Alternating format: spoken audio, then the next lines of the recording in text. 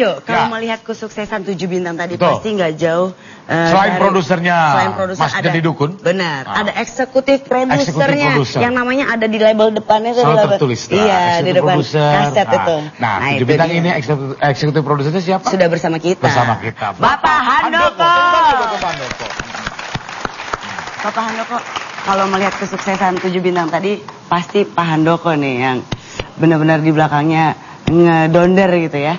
Dan sebenarnya tolak ukurnya sendiri untuk kesuksesan mereka itu apa sih hadiahnya? Mungkin kan dulu hadiahnya mobil ya.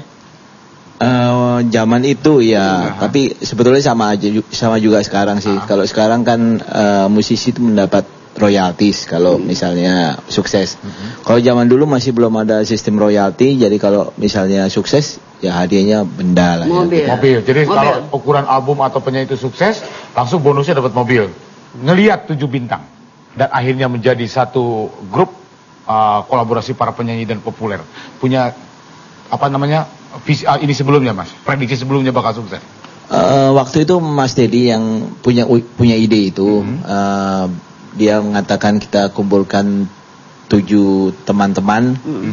Waktu itu mereka bintang pada saat itu. Mas Faris RM itu di band Super Digi. Terus kemudian Mas Mujiono itu sangat terkenal di jazz bandnya. Terus kemudian Mas Dedi, Mas Dian juga sukses solo. Mas I terkenal dengan Krakataunya. Kemudian kita Mas Yopilatul terkenal dengan solonya juga dan festival-festival.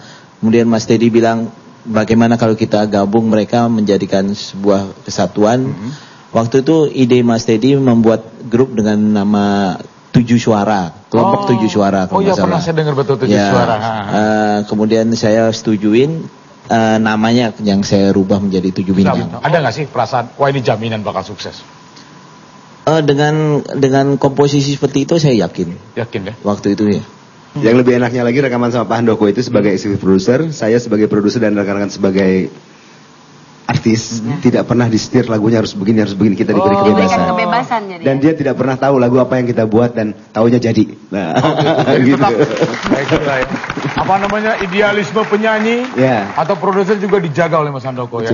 Oh ya penting buat Mas Handoko bisnis lah, jangan disatuin gitu kan. Itu yang benar sebenarnya ya. Gitu. Jadi itu memang tugasnya pencipta lagu, tugasnya pemusik atau arranger atau penyanyi untuk membuat yang terbaik. Produser, executive producer tinggal terima.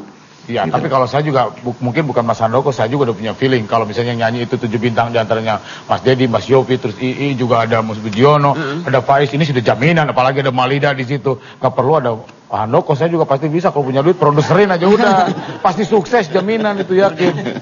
Jangan sedih kalau Mas Dian jangan emosi Mas Dian.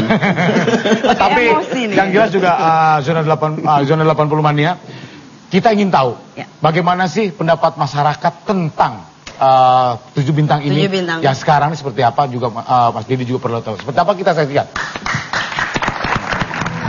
7 bintang enggak sih, yang paling inget yang intermezzo itu yang Dian Pramana Putra. Dedi Dukun. Malida ya. Bohong, kamu tukang bohong.